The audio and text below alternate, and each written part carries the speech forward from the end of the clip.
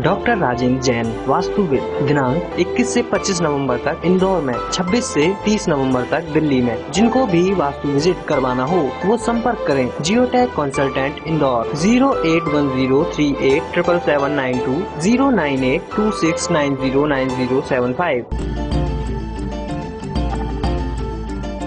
जय जिनेंद्र बंधुओं, बहुत बहुत स्वागत है आपका हमारे इस विशेष कार्यक्रम जैन वास्तु का रहस्य में। मैं हूं अमित जैन। लेकर आए हैं हम आपके लिए कुछ विशेष जानकारियां जो वास्तु के संदर्भ में हैं और जिन्हें देने के लिए हर बार की तरह इस बार भी मौजूद हैं डॉक्टर राजेंद्र जैन जी, जो विख्यात वास्तुविद हैं। संपूर्ण भारतवर्ष में जनमानस की वास्तु संबंधी समस्याओं का निराकरण करने के लिए भ्रमण करते रहते हैं। आज विशेष रूप से हमारे बीच आए हुए हैं। आइए उनसे मुलाकात करते हैं और कुछ विशेष जानकारियां प्राप्त करते हैं। डॉक्टर साहब जय जिनेंद्र, बहुत बहुत स्वागत है आपका हमारे स्टूडियो में। प्रथम जो हम प्रश्न आपसे पूछना चाहते हैं, लोग जानना चाहते हैं कि घर में पूजा का जो स्थान है वो किस दिशा में होना चाहिए? घर में पूजा का स्थान ईशान कोण पर होना चाहिए। ईशान कोण यानी कि उत्तर और पूरब का स्थान। पूजा का स्थान यानी कि स्वाध्याय, जहां पर प्रतिदिन प्रभु की पूजा भक्ति तो मंदिर में की जाती है।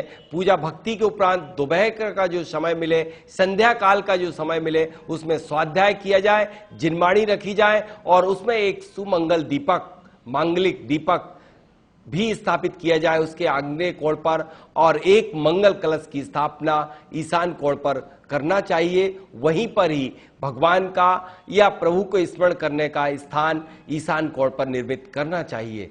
ईशान कोण पर इस बात का ध्यान रखें, कई लोग प्लास्टर ऑफ पेरिस की मूर्तियां बना के रखते हैं, कई लोग काष्ठ की मूर्तियां बड़ी बड़ी बना करके रखते हैं।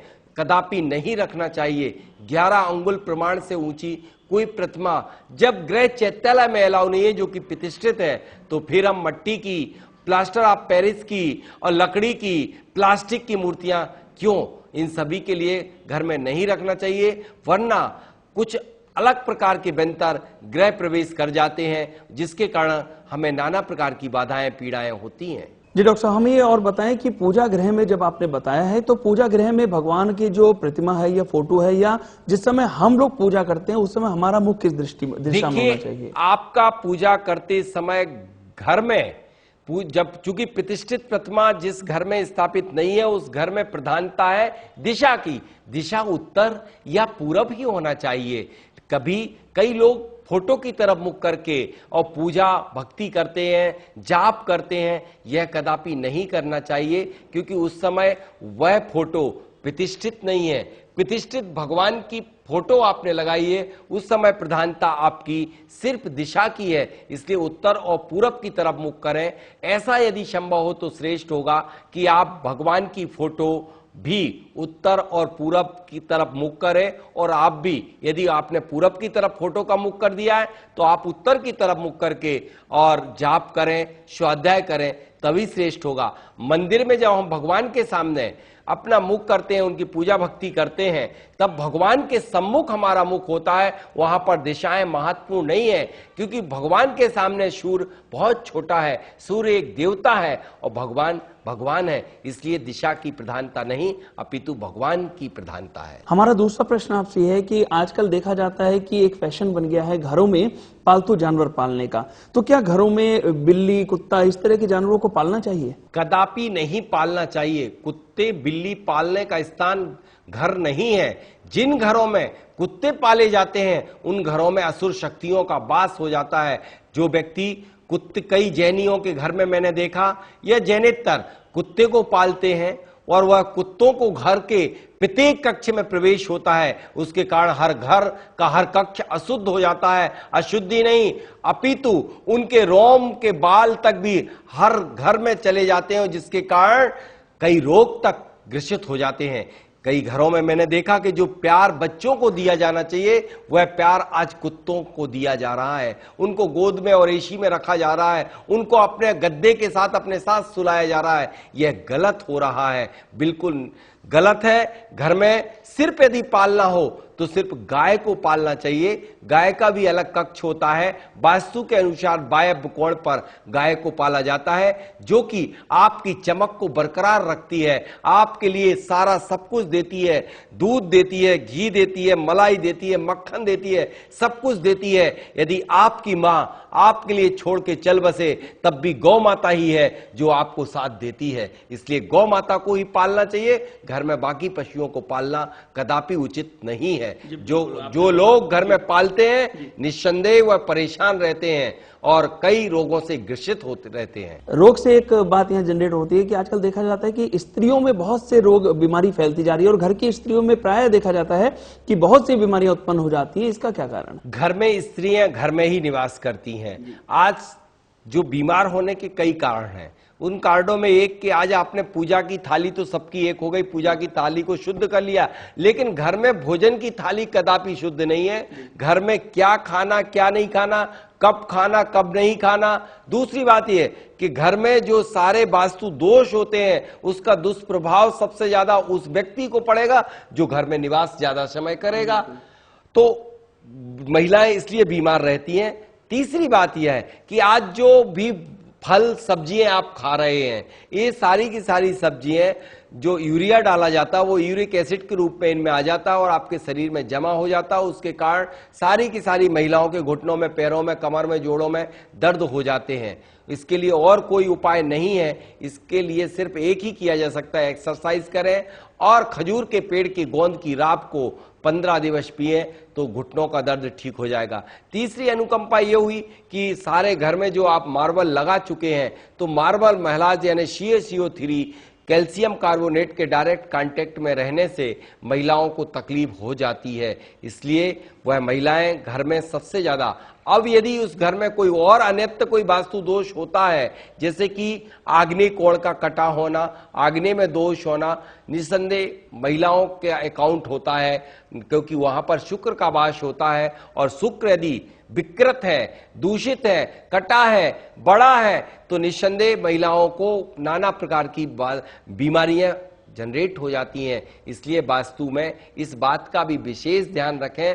कई घरों में ये पाया गया कि रसोई घर गलत है, रसोई घर गलत जगह बना, या जहां सही जगह बना भी है उसके नीचे कोई टैंक है, टाका है, ट्यूबवेल है, कुआं है सटा हुआ, तो उस घर में बीमार महिलाएं बनी ही रहेंगी। उनको कमर से नीचे पूरी की पूरी तकलीफ बनी रहती है। मैंने कई जगह जाकर के देखा है, उन घरों में जैसे ही वास्तु को देखा तुरंत कह दिया इसमें घर में जितनी भी फीमेल होंगी, महिलाएं होंगी, सब की सब बीमार निश्चित बनी रहेंगी, क्योंकि कुएं से सटा हुआ किचन था और किचन में ही एक और टाका बिल्कुल अंडरग्राउंड वाटर टैंक बना हुआ था। इस तरह की व्यवस्था कदापि ना रखें, वरना मांसपेशियों में, पसलियों में, नसों में तकलीफ आ जाती है और उस घर में महिलाएं बहुधा बीमार बनी रहती हैं। बिल्कुल, आपने बोला कि अगर ऐसा कोई घर में दोष है तो उसमें शांति भी भंग हो सकती है। तो अगर ग्रह शांति भंग हो गई है या किसी के घर में ग्रह शांति नहीं है, तो उसको लाने के लिए क्या उपाय कर सकते हैं? देखिए, घर की शांति यदि भंग हो गई हो तो ताल होता है ना, कागज को, ताल को मट्ठे में पीस करके मिट्टी में मिला करके एक पुतली बनाएं। पहले ये सिस्टम बहुत चलता था, लोग तरह तरह के बर्तन बनाते थे, बहुत बढ़िया, उसमें ही खाद्य पदार्थ रखते थे और उसी तरह से एक पुतली को बना करके और ईशान कोण पे गाड़ दें तो निश्चित रूप में जिस घर में ग्रह कलेश हो रहा होगा, एक दिन में ही ग्रह कलेश शांत हो जाता है। विधि विधान पूर्वक इस तरह से स्थापित करें। दूसरी बात यह है कि यदि आपके घर में बहुत ज्यादा नेगेटिविटी फैल चुकी है तो आप उसकी नेगेटिविटी को पलायन करने के लिए पुनः वही कार्य करें जो मैं बार बार बोलता हूं कि एक गाय के घी की जोत को आप 8 दिवस तक लगातार प्रज्वलित होने दें आग्नेय कोण पर, और उस स्थान पर बैठ करके रमोकार मंत्र की मालाएं लगातार जितनी कर सके उतनी करें और लघु शांति मंत्र की जाप करें, तो तत्काल ही आपके ग्रह शांति स्थापित हो जाएगी। जी बिल्कुल, ग्रह शांति के बारे में आपने बताया। हमें बताएं कि जैसे हम लोग घर में रहते हैं, घर हमारे जीवन का एक सबसे महत्वपूर्ण पार्ट होता है। मैक्सिमम समय हम लोग अगर कहीं शांति प्राप्त करते हैं तो घर में प्राप्त करते हैं। तो घर में अगर हम लोग कोई ऐसी चीज यूज करें जैसे पर्दा हुआ, कुशन हुआ या मैट्स हुए, तो इसके कलर्स का भी कुछ हमारे जीवन पे निस्संदेह पड़ते हैं, कलर का ही सारा का सारा प्रभाव पड़ता है। सूर्य की किरणें जब उस कलर पे पड़ के और आप तक पहुंचती हैं तो वह कलर का कॉम्बिनेशन का पूरा प्रभाव पड़ता है। कई घरों में घुसते ही बड़ी शीतलता महसूस होती है, वो सिर्फ और सिर्फ केवल कलर का प्रभाव होता। जैसे उन कलरों में आप देखेंगे हल्का हरा रंग, पिस्ता रंग, जैसे ही आप जिस कक्ष में होगा या हरे रंग के पर्दे डले होंगे, बड़ा शांति सुकून मिलेगा, क्योंकि बुध के हैं। बृहस्पति का रंग आइवरी, हल्का पीला रंग, बड़ा शांत, वाइट सफेद रंग। यदि आपने डार्क मैरून, ब्राउन, ग्रेस इस टाइप के कलर कर दिए तो निश्चित रूप से ये निगेटिव एनर्जी को एब्जॉर्ब करती हैं और यह सिर्फ पॉजिटिव एनर्जी को खींचते हैं ये कलर। इन कलरों की वेवलेंथ भी ज्यादा होती है, कलर का बहुत बड़ा फर्क पड़ता है। कलर थेरेपी भी की जाती है। कई बार आपने देखा है, यदि कई व्यक्ति बीमार हुए, पेट की तकलीफ हुई, उनके लिए जो जल तैयार किया गया कलर थेरेपी से, ग्रीन कलर की बॉटल में भरकर के पानी को सूर्य की किरणों में 6 घंटे के रखने के उपरांत जब उसे सेवन कराया जाता है तो निस्संदेह उसके पेट की आदि व्याधि दूर हो जाती हैं। इसी तरह से ग्रीन कलर का, हरे रंग का इतना महत्व है कि जितने भी आप देखेंगे ऑपरेशन थिएटर, उन सब में हरे रंग का प्रयोग किया जाता है। डॉक्टर जब ऑपरेशन करता है तब भी वह हरे रंग के कपड़े पहनता है। उसका मुख्य कारण यह है कि बुध का है, शांति का है, और वह जब उसका मन शांत होगा,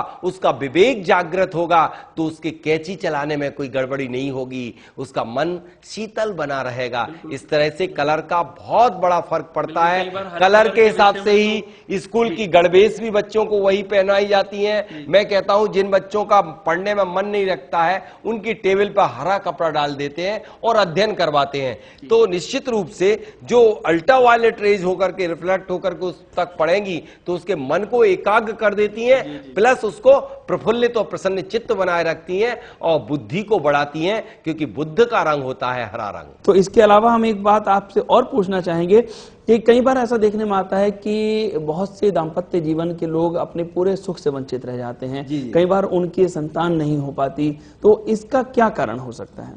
देखिए, यदि जिन के यहां संतान उत्पत्ति नहीं हो पा रही है, वह पहली बात तो ये कि वह 1 माह का ब्रह्मचर्य व्रत रखें और ब्रह्मचर्य रखने के बाद वह 1 माह तक श्वेत पुनर्वा को गाय के दूध के साथ दोनों पति पत्नी सेवन करें।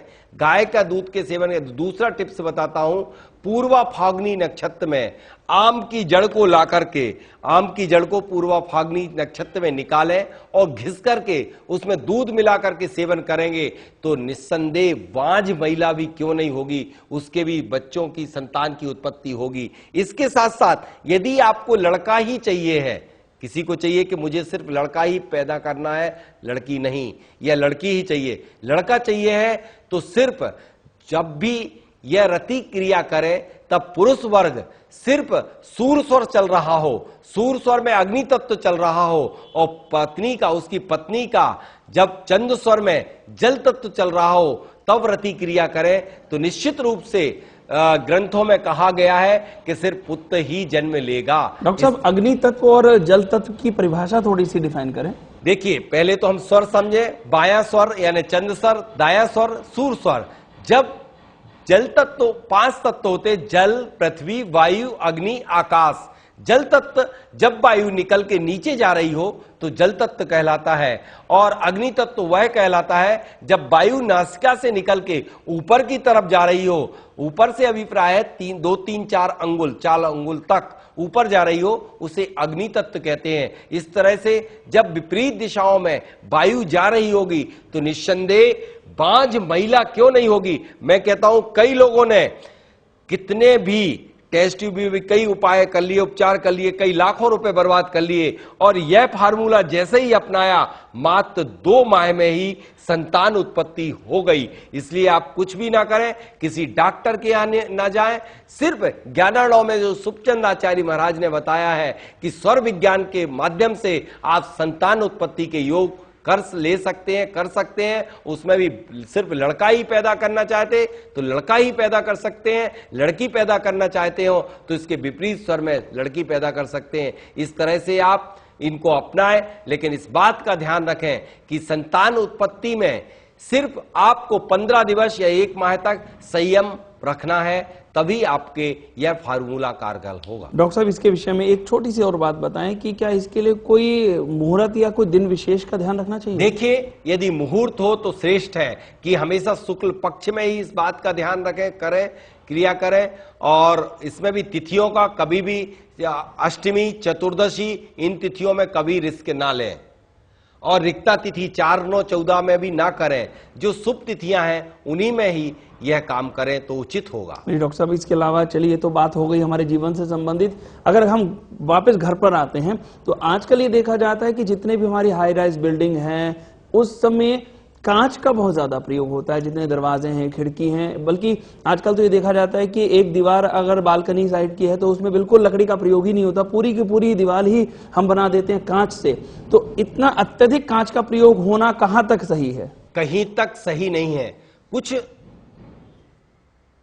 जगह ऐसी होती हैं जहां कांच का प्रयोग, जैसे पूर्व दिशा में सूर्य की किरणों आने का स्थान हो तो वह उचित है, लेकिन आज दक्षिण और पश्चिम दिशा में जो कांच की दीवार बनाई जा रही है वो बिल्कुल गलत है, चाहे वह हाई राइज बिल्डिंग में हो या घर में प्रयोग किया जा रहा। एक तो दीवार को आपने पतला कर दिया। दीवार की क्या खासियत होती थी? दीवार में जो सूर्य की किरणें जाती थी वह लाभकारी अल्ट्रावायलेट रेज को तो रिफ्लेक्ट करता था और निगेटिव एनर्जी को एब्जॉर्ब कर लेता था। मैं पूछता हूं आपसे, क्या कांच की में यह गुणवत्ता होती है कि कांच किसी रेज को एब्जॉर्ब कर सके? सारा का सारा रिफ्लेक्ट कर देती है। इसलिए आज जब जो मिट्टी के घर होते थे, मिट्टी के घरों की मिट्टी की खास विशेषता यही होती थी कि वह सारे के सारे चीजों को एब्जॉर्ब करता था, नेगेटिविटी को, और पॉजिटिविटी को रिफ्लेक्ट करता था। तो उन घरों में हमें शांति, सुकून और कभी गर्मी भी एहसास नहीं होती थी। आज जो अत्यधिक कांच का प्रयोग होना, सीमेंट, कंक्रीट, लोहे का प्रयोग होना, उसके कारण हमारा टेम्परेचर और हमारी नेगेटिविटी बढ़ रही है। उससे हमारे शरीर पर दुष्प्रभाव अत्यधिक पड़ रहे हैं। आज के लिए बस इतना ही। हमें दीजिए अनुमति और जाते जाते डॉक्टर साहब का बहुत बहुत धन्यवाद। जय जिनेंद्र। जय जय जिनेंद्र। डॉक्टर राजेंद्र जैन, वास्तुविद, दिनांक 21 से 25 नवंबर तक इंदौर में, 26 से 30 नवंबर तक दिल्ली में। जिनको भी वास्तु विजिट करवाना हो वो संपर्क करें जियोटेक कंसल्टेंट इंदौर 08103877792 09826909075। अधिक जानकारी हेतु संपर्क करें जियोटेक वास्तु सॉल्यूशन एवं रिसर्च सेंटर 11/8 मीरापत धेनु मार्केट इंदौर मध्य प्रदेश। वास्तु विजिट हेतु कॉल करें 08103877792 09826909074। फी सलाह हेतु कॉल करें 08982339085। पुस्तक एवं सामग्री हेतु संपर्क करें 08103877792